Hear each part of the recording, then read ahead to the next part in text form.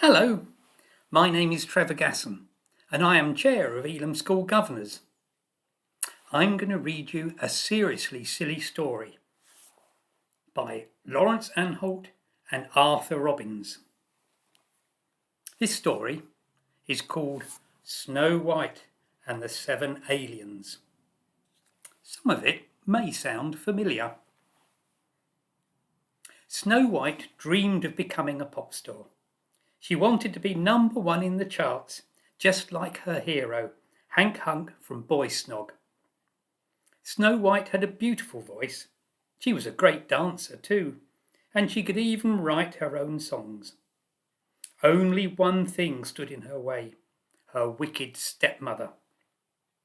Once upon a time, Snow White's stepmother had been a famous pop star. She had been the Mean Queen, lead singer in the wonderful Wicked Witches. But her voice now was croaky, and she was no longer a star. She had become mad with jealousy of Snow White. "You will never be famous like me," she would hiss.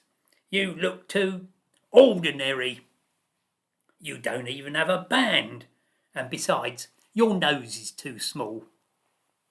Then the Mean Queen would storm out of the room, leaving poor Snow White to weep under the Boy Snog posters in her bedroom. Snow White's father was a kind little man.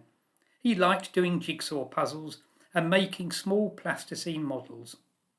Although he loved his daughter, he was not strong enough to stand up to his wife. The Mean Queen had a huge dressing room at the top of the house, with dozens of mirrors and shelves of makeup, as if she was still a great star.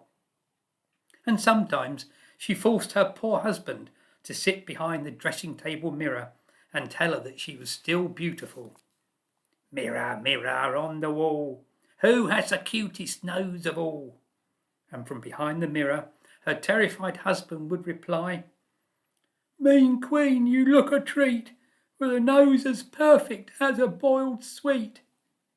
Then the Mean Queen would scream with laughter and march around the house, croaking her ancient songs and remembering the day when the wonderful Wicked Witches had appeared on the Christmas edition of Top of the Pops. Now Snow White often sat in the garden, surrounded by little birdies and bunny rabbits, singing quietly in her beautiful clear voice. When she looked down, the Mean Queen would almost choke with rage. Day by day, the Mean Queen could see that Snow White was growing into a very beautiful young woman. With that tiny pink nose, how the Mean Queen hated her. Only the mirror brought her comfort. "Mirror, mirror, tell me true, is my nose as long as a didgeridoo? The girl's nose is microscopic. What are your feelings on this topic?" And the mirror would reply, "If you push me, I must admit, Snow White's nose is a decent fit. But your nose, O Queen, is really small. In fact, it's hardly there at all." And so it went on, until one terrible night, Snow White's father could stand the lies no longer. The Mean Queen demanded, "Mirror, mirror above the sink, tell me what you really think. It's time you started coming clean. Choose Snow White or me, your queen." In a tiny trembling voice, the mirror replied, "All right, I've really had enough. I'm fed up with the lies and stuff. You are past it old and sad, crinkly, wrinkly, really bad. Your nose is sort of long and hairy. Beside you, Snow White is a Christmas fairy." The Mean Queen leapt to her feet. With a sweep of her bony hand, she sent her makeup and bottles of perfume crashing to the floor. She seized her husband by his collar and lifted him off his feet. "Get Snow White out of my house," she spat into his terrified face, "and make sure she never ever returns." The poor man crawled towards the door, but the Mean Queen had one more order, something so terrible that her husband quaked in his sandals. "To prove that Snow White has really gone, bring me that tiny snubby nose on a cocktail stick." And so Snow White's father led his beautiful daughter far into the wild and dangerous city. With tears streaming down his face, he bought her an all-day bus pass and kissed his sweet daughter goodbye. Of course, he could not bring himself to cut off that precious snubby nose, so he quickly modelled a false one out of some pink plasticine, which he always carried in his pocket. This he brought back to the Mean Queen on a cocktail stick. When the Mean Queen saw the little nose, she screamed with laughter all over again. Then she did something so ghastly that her husband felt quite ill.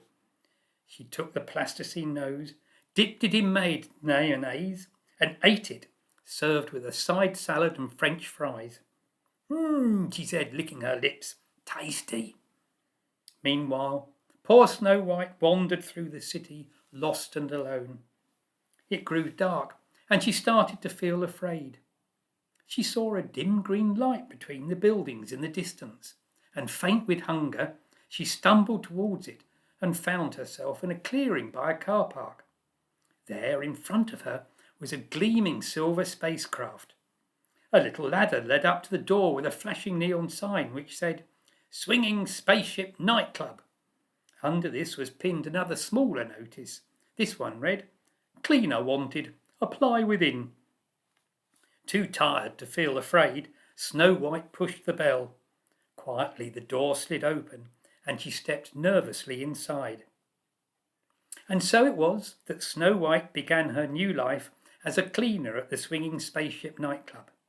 The hours were long, the pay was poor, but at least some good bands played from time to time. "Who knows," sighed Snow White, "perhaps I might even hear Hank Hunk from Boy Snog one day."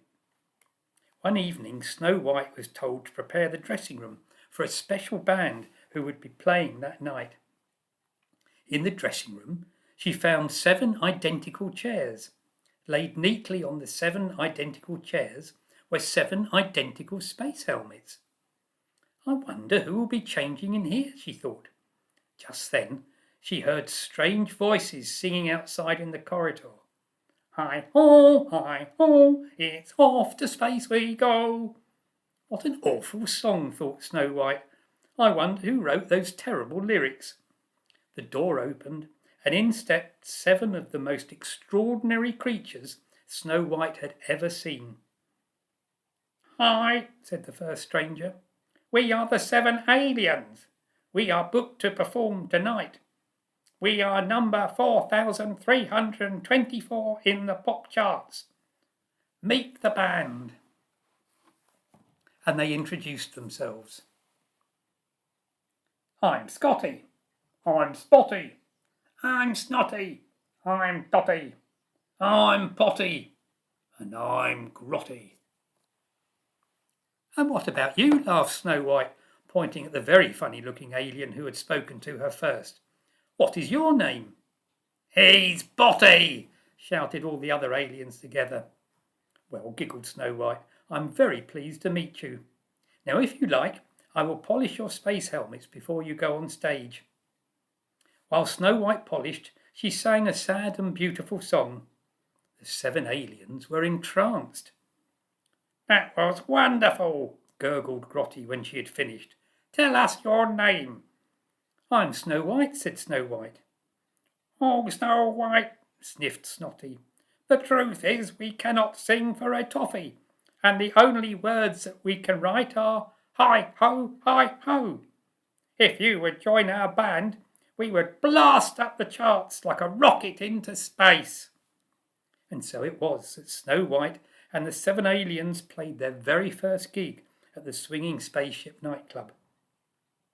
Meanwhile, at home, Snow White's father wept over his lost daughter until his jigsaw puzzles were soggy.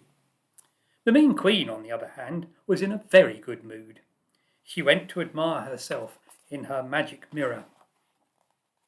"Mirror, mirror, spell the beans, and now am I the Queen of Queens.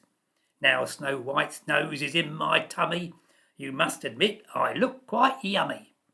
But to her horror, the mirror replied, "I don't want to shock you, rotten queen, but that nose was made of plasticine. Snow White's nose is on her face. She's with some blokes from outer space." The mean queen turned purple. She smashed the mirror into 1,000 jagged pieces. Back at the swinging spaceship nightclub, Snow White and the 7 aliens had been a huge success. A record producer had heard them play and signed them on the spot. Snow White's dream was coming true. As Christmas approached, her single, Snow White Alien Rap, crept higher and higher up the charts, eventually even overtaking Hank Hunk and Boy Snog. Snow White and the 7 aliens were booked to appear on the Christmas edition of Top of the Pops. Snow White was terribly nervous. She was sure that the mean queen would do something to spoil her good fortune. The aliens made her promise to lock her dressing room door and not let anyone in but them. But with only half hour to go before the programme, someone rattled the door handle and a voice said, Snow White, the door is stuck.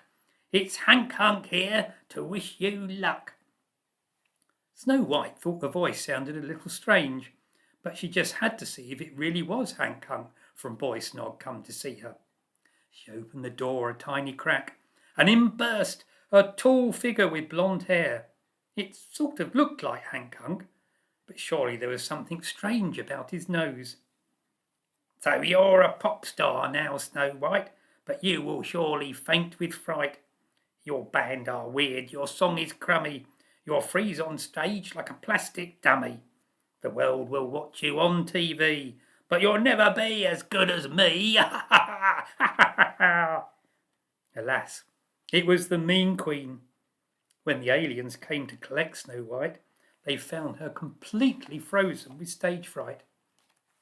No matter how they tried to reassure her, Snow White simply could not move her arms and legs, let alone dance or sing.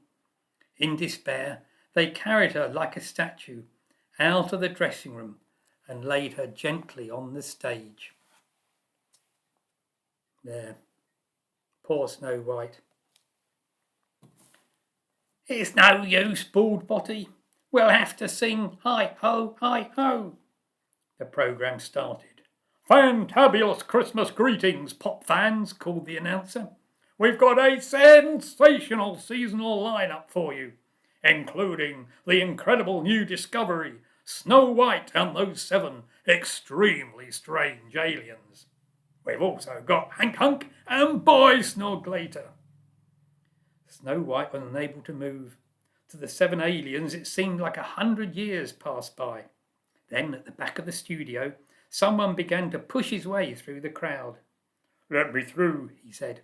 "I'm a qualified heartthrob. I simply must see her." It was Hank Hunk. This time it really was him. Snow White's heart began to flutter. "Oh, Snow White," whispered Hank. "Please sing for me." He bent towards Snow White. A long blonde curl fell across one eye, and gently he kissed her lips. Snow White leapt to her feet. "Okay, boys, let's groove," she shouted. Snow White and the 7 aliens leapt into the spotlight and began to play. Across the nation, every family threw down their Christmas crackers and began gyrating to the fantastic sounds on TV. Everybody except one person. High in her dressing room, the mean queen stared into her shattered mirror and muttered, "Mirror, mirror, smashed to bits. Today I really feel the pits." But her husband, jiving in front of the TV, called up to her, "That's funny, honey. I feel quite perky. Come downstairs and have some turkey. If you're good, you'll never know. I might get out the mistletoe." On New Year's Eve, there were 7 special guests at Hank and Snow White's wedding. Their names were Scotty, Spotty, Dotty, Snotty, Potty, Grotty and Botty. And they all blasted off for a honeymoon in the stars. Hi ho, hi ho, hi ho. And that's the end. Bye-bye.